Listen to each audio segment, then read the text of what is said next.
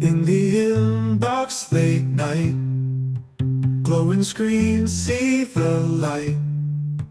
Do-do-do, email, everything feels alright. Not every email needs to be focused on conversion, especially if you're doing like 3 emails a week. Not everyone can be focused on conversion. Not everyone can just be, here's a product that I showed you a week ago anyway. When you're building your email program and bringing beauty to people's inboxes and helping them be the better person they want to be through your newsletter content, you need to have interesting things to say. Here's a great way to do it, and it looks beautiful.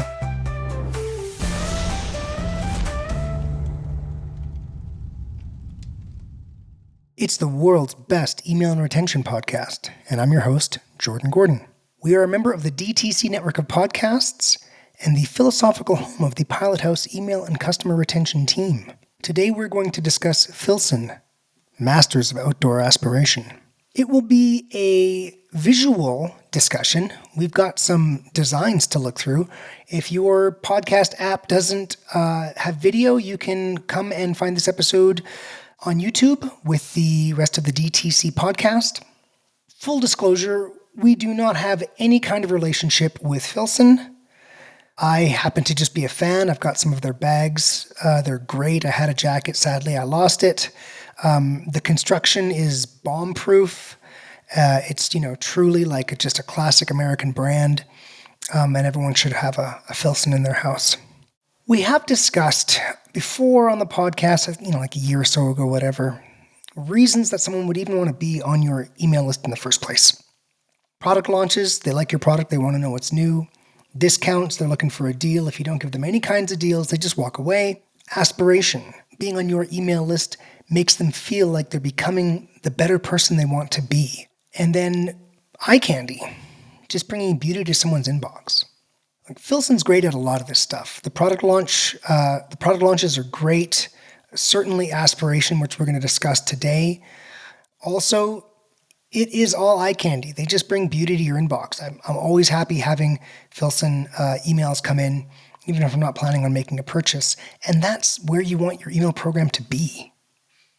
Let's get started and go through some designs. So this first pair of emails I want to show you is just an interesting thought about repurposing content. So if you're doing photo shoots, like lifestyle shoots for your products, you'll know that those are expensive. You only get so many, and they have to last all season.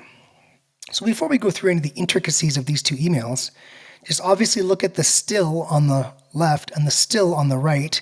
It's the same amazing shot of someone in Alaska or the Pacific Northwest on horseback. I mean, that's a magical shot you're not going to get many of. So you really want to get value out of that shot. So look what they do on the right. They just do this winter standouts message, and they overlay an 8 because there's 8 winter standouts in the email.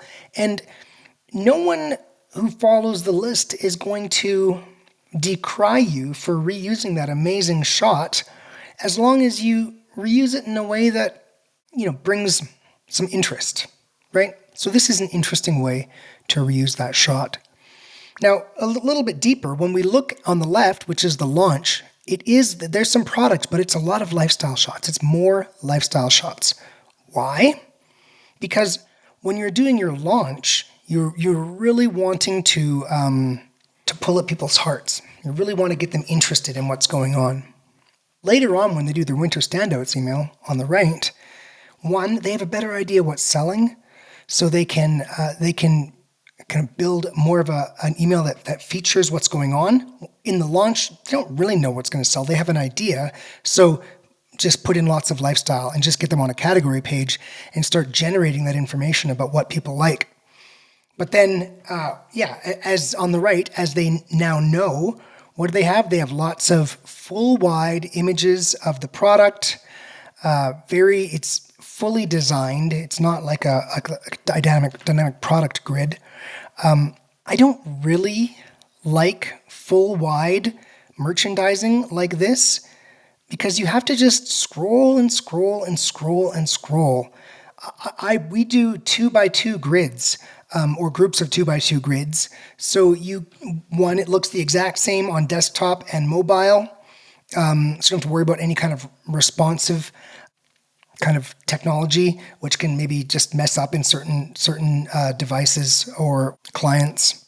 But also, you just get a better view of what's for sale, rather than having to scroll around and this one, but what about that one, and scroll back up to compare the two. You can just see what's right in front of you. You can fit probably a 2x2 grid and then a bit more on one mobile screen.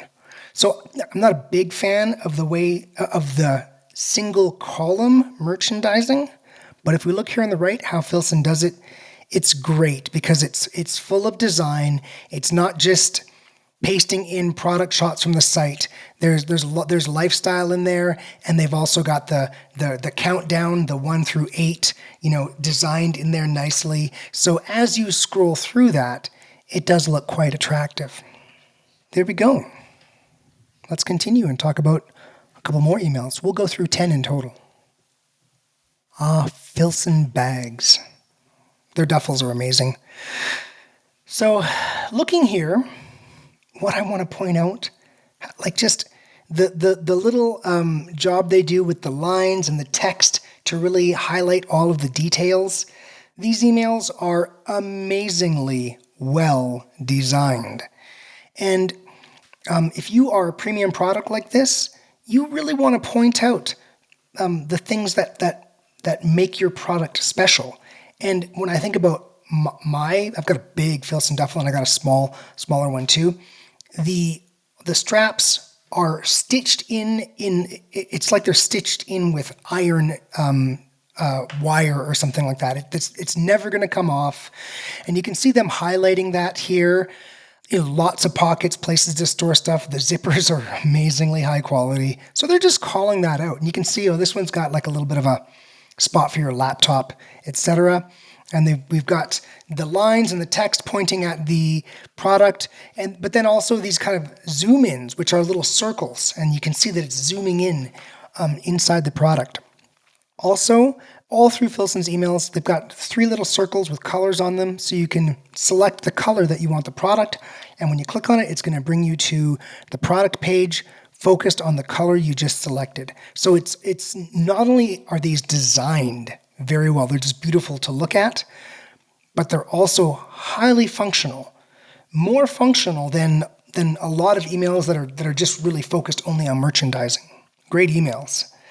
Also, at the bottom of these emails, you'll notice VIP text sign up. So all these emails are doing VIP text sign up. And we'll go through, there's a very good CTA where they call that out in a couple of messages, but they've got a nice secondary conversion that they're repeating.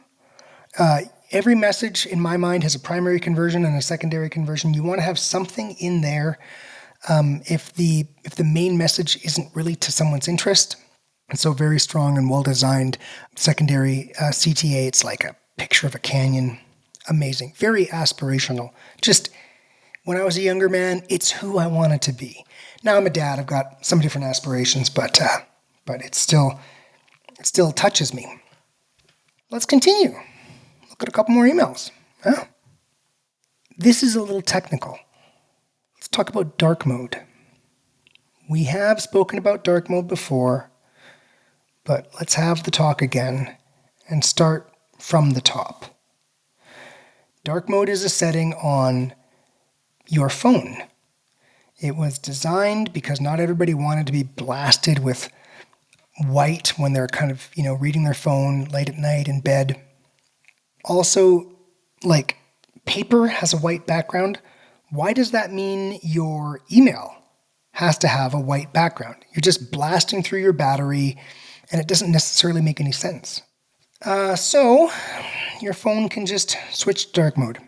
Now, when you've switched to dark mode, every application you have decides how to deal with that.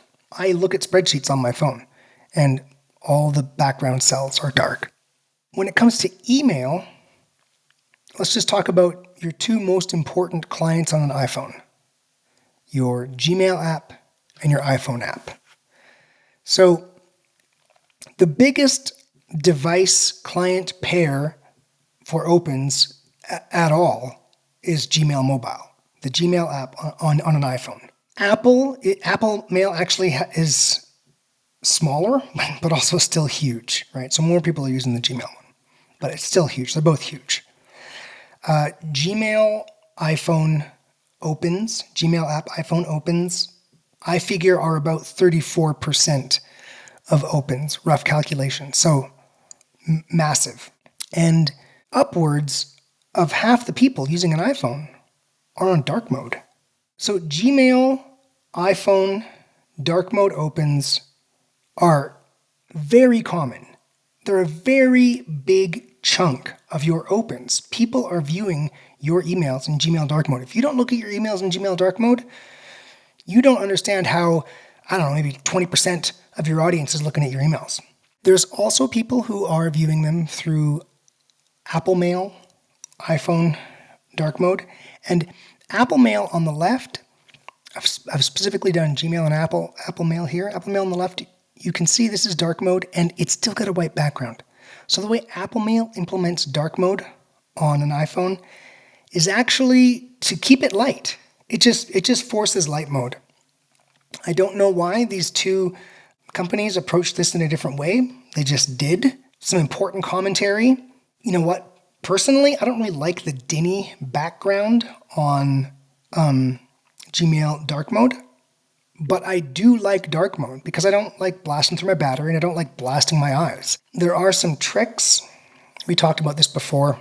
If you want to get really sneaky, Gucci does this. They make some of their emails, they actually make the light mode version, the normal version, black. And then in dark mode, it turns into a nice, really, really attractive kind of creamy white. And then you're not stuck with the dinny black on dark mode. That being said, suddenly most of your audience is looking at the email black. If you design it properly, I mean, it's really cool. It also really sticks out because you're kind of opening your email and you're going through all these really light background emails, and then boom, here's this black email. Or if you're on dark mode and you're scrolling through all your emails on dark mode and they're all really dark, suddenly there's this boom, white email. So it's kind of cool. Anyway, the point there is, I don't really like the dinny background on dark mode. That said, there are ways to deal with that. You can fill up the screen. So I'm sure we will go over some first principles for email and first principles for dark mode, but let's just skip ahead a little bit here and talk about some of this stuff. This is what I think you should do on dark mode in general, is make your images full bleed so that you cover up as much of that dark as possible when someone's scrolling through. If you do like a right, left, right kind of design, have the two images together be the full width, like the width of two images is the full width of your phone. We don't have any right, left, rights here because Filson doesn't really do them. They just do this full column that you see here. To look at this one, you can see that they do have the images that they have in their full column dark mode. You can see here on the right, they are almost full wide. There is still some of the black area. I think it's okay. I think maybe if they did try to do it full wide, maybe it wouldn't look right. It's hard to tell. All in all, the design, it looks okay, even though it's in dark mode. On the left, obviously, looks perfect. Looks just totally fine. The thing I really want to point out here is this tin cloth field jacket section. So now we're getting into the meat of this email. Gear up with Filson. Start your journey. This is an abandoned browse email. I clicked on the tin cloth field jacket, which, by the way, I want, but I'm living in Mexico right now. I don't really have a use for it. Now, on the left, obviously it looks fine. It's light mode. What have they done on the right? Filson has actually made this large, dark area where this will appear. If it was me to design it, I would have had it center aligned on the vertical axis, meaning it appears right in the center. There's equal padding above and below the image, although I'll forgive them for it. But they have built it so that you've got this kind of dark section that's just big enough for this, and you're scrolling through the email, and as you scroll through this, you look at that tin cloth field jacket section, and it looks like It looks like that could have been the design. I mean, it's obviously anybody who's paying attention and understands email knows that it's an HTML section, but it just looks like it could have been the design, right? And then when we go further down the email, we've got this same thing. We've got this what's obviously a recommendations block or some kind of dynamic block. We use the same stuff in our emails. When we do it, and we do it 2 by 2 rather than this big, huge scroll, having to scroll and scroll and scroll to see all the images, you also have less of a dark mode section in your full design emails, right? And when you've got a full design email, the hardest thing is, we've got this dynamic block, and it's going to be HTML, and there's this section in dark mode. How are we going to make it work? And it's, so you want to just kind of minimize that. Another reason to do that 2 by 2. Anyway, to wrap this one up, I like how they've managed this recently viewed block on a full design email. Filson's emails are all full design, but there are some technical emails, and they've done well. Yeah, let's continue and look at some more emails. All right, here's some different kinds of tactical emails. On the left, we have it's kind of like a blog roundup, right? Their journal, the Filson journal. It's like the journal that you write in when you're traveling out in the forest like a rustic guy or girl. What do I notice when I look at this email? First of all, this email's great. If you've got a blog, why not just do this email, right? You can reuse your best photography from the season and just bring people into your best blog posts that you ran over the last, say, 3 months or something like that, right? And it's just a great way to get the most you can out of that content. You write that blog post, you want traffic to it. So you launch it, and then you get extra traffic out of this kind of, blog/journal roundup. This is immaculately designed. All their emails are immaculately designed. I love Filson's emails. And you can see here, what did they do? Well, it's blog post, and then blog post, and then blog post. And then we do get to on the left, we can see here a merchandising block, and then another blog post. And then coming soon, the women's collection. That's going to drive to probably a content page where they'll talk about this upcoming collection. If I was doing it, I would do sell VIP again, say, hey, be the first to find out. I'm actually not sure. I didn't click through on that before this call. I should have. But they're obviously finding a strategic way to end this email. So if you're going to push somebody through all these blog posts and all this content, at the end, we do have a merchandising block. It's like selling accessories. They're not trying to push anything particular. And accessories, it's a low price point sale. And this isn't really focused on strategic merchandising. So just push something low price point. And then that coming soon women's, and that's the real kind of strategic purpose of the second half of the email, drive interest in their upcoming launch.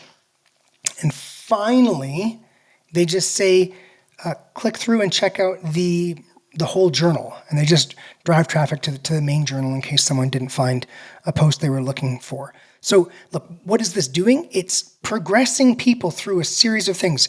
Okay, it's a journal. Okay, let's go through a bunch of these journal posts. Okay, hey, try to sell something. Here's some really exciting stuff coming up. Hey, just check out the whole journal. No matter what, somewhere along the way, I'm likely going to find something I like. I bet this email has a great click-through rate. And not every email needs to be focused on conversion. In fact, if you're doing especially if you're doing like 3 emails a week, not everyone can be focused on conversion. Not everyone can just be, here's a product that I showed you a week ago anyway.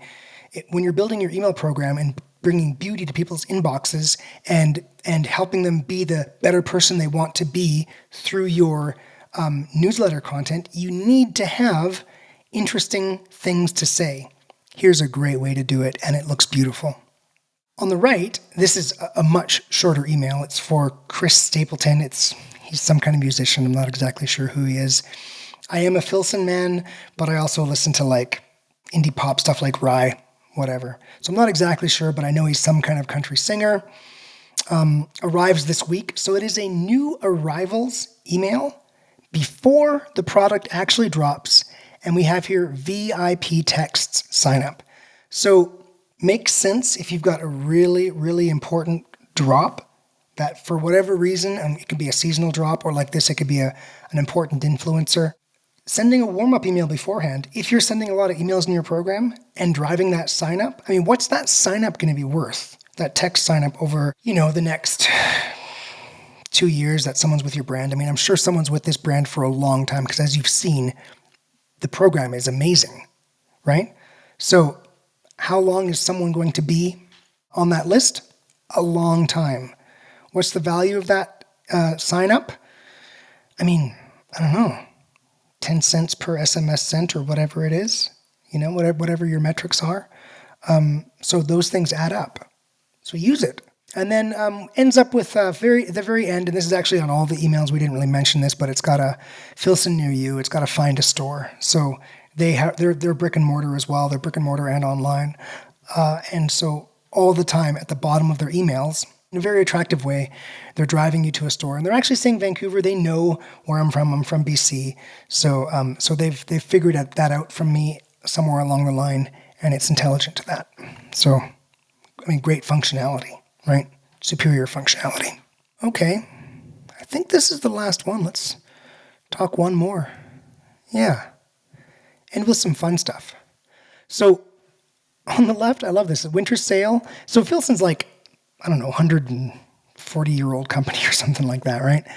130 years old.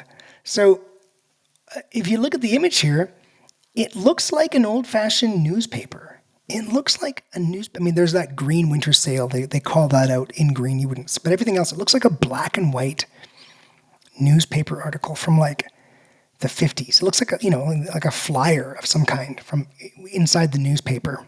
Now I know because I've been through these emails. They're actually taking great on-model shots from the season, making them black and white, making them small, and arranging them to make it look like a newspaper.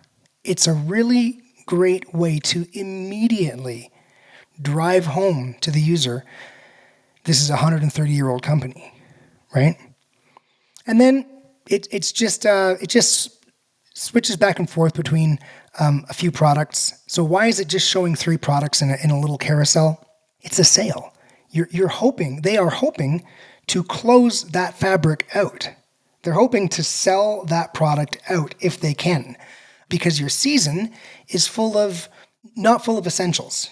We've discussed this before, but when you think about in apparel, you've got essentials, seasonal, and premium. And the seasonal you're going to sell, and then maybe you're going to make it again next year if it was popular, maybe not. A lot of it you're not going to make again next year. Fashion companies need to change up what they're offering to get people to make repeat purchases. So much of the stuff in this sale, they hope they're done with. A lot of it, they've said, we're not going to make that again next year. We're going to close it out. So since they're hoping to sell it out, they're not going to build an email that's going to be full of products that are not going to be there once someone clicks through to the sale. So this is a very simple email, great, awesome, super interesting design, and then very simple follow through, mostly just large CTAs driving to different product lines that are on sale. The email on the right is really fun. This is an important concept. It's a very important concept. It is a theme feature, not a category feature. When you go through Filson's email program, there's going to be lots of times where they say, it's going to be an email about pants, right? And it'll be like fishing season. It's going to be like fishing kind of whatever. But then they're also going to have pants that, then there's suddenly a guy who's doing a rugged climb through the desert. Fishing pants and desert pants have nothing to do with each other. It's a category. That's a category feature. This is a theme feature where they're messaging about, being like, this guy's got a motorcycle and looks like he's probably a surveyor, right? And he's got a bunch of the Filson gear and he's got his walkie-talkie and his papers and everything. And he's base camp essentials. He's doing whatever he's doing. I guess base camp essentials. Maybe he's a guide, something like that. Now, since it's a theme feature, they're not just selling only pants or only jackets. It's like got a table and a chair that fold to be super small. It's got like a pocket knife. Look, I bet that pocket knife is huge margin. So there's some massive margin products. I mean, your accessories are big margin. That's the way it works. Of course, it starts, you can see here, with with some flannel shirts, which are kind of super Filson-y. It's actually got a recipe at the bottom for, something you might cook while you're out doing your kind of base camp surveyor thing. And then, of course, it's got this little video. Now, I like GIFs in emails, so I might have made a little GIF and had the little circle and the arrow so someone could click through to see the whole thing. They don't do a GIF, they just do a still, but they make it clear that it's a video.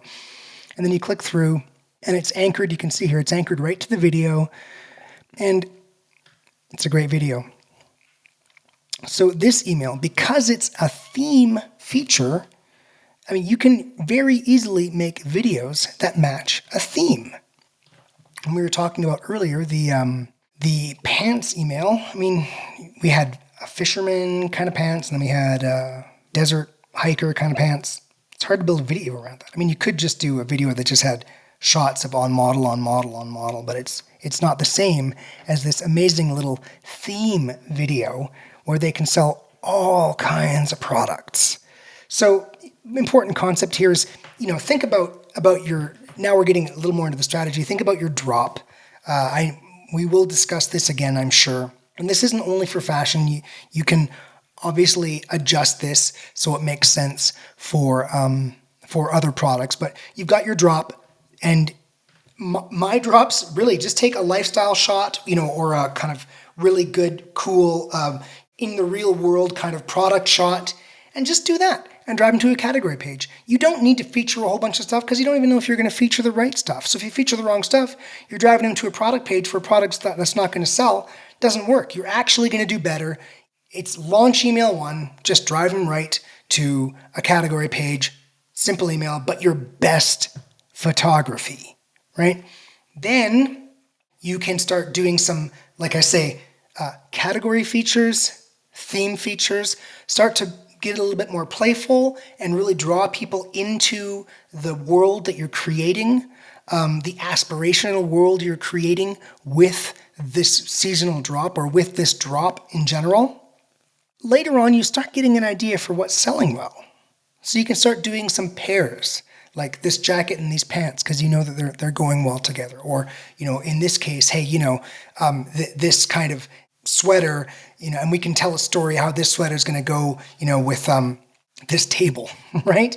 Anyway, you can start doing just some selling some things together, some combos, right? Later on, you're getting later in your season, you know what's selling, you know what's not selling, and you want to start moving what's not selling. So you just start doing some discounting or some BOGOs, some of the stuff that people don't want, mix it with the stuff they do want, push it, get that stuff they don't want as much out the door, recover as much as you can from that fabric or whatever it is that you're selling. As you progress through the season, you start driving people right to product pages because you know what's selling. So you feel safe driving them from the email right to the product page and making the email a shoppable category page. When we think back to the very first slide that we discussed, we had the drop, the seasonal drop, and then we had the 8 cool products. The 8 cool products one later in the season was super shoppable. There were 8 products in there because they knew what to put in there because they had information from the season. The first one was this very simple one. It was just the amazing hero shot and then a couple of products, and it's mostly driving to a category page. So early on, category page. Later on, you start pushing people more to product pages for products that you know are moving. And finally, as you close the whole thing off, you end where you start. Just do a simple image, kind of like we see here on the left, a simple email, some great imagery. You can feature a product if you want, but mostly you want to drive them to your sale page. So you kind of start very simple and it crescendos up until you're doing these theme features and these combos and these BOGOs, and then it shrinks down and simplifies down, and you've got, a simple image. You can just do one image, drive to your sale page. So we really see that here in these 2 emails. We're seeing in this design how we structure these emails to match where we are in our seasonal drop. I hope you all enjoyed this little talk on Filson, Masters of Outdoor Aspiration. These were emails I loved. We are going to do a talk again in future that goes through some emails that I don't love so much, and it'll be some things that you maybe don't want to do. But until then, keep spamming. In the inbox late night, glowing screens see the light. Email, everything feels alright.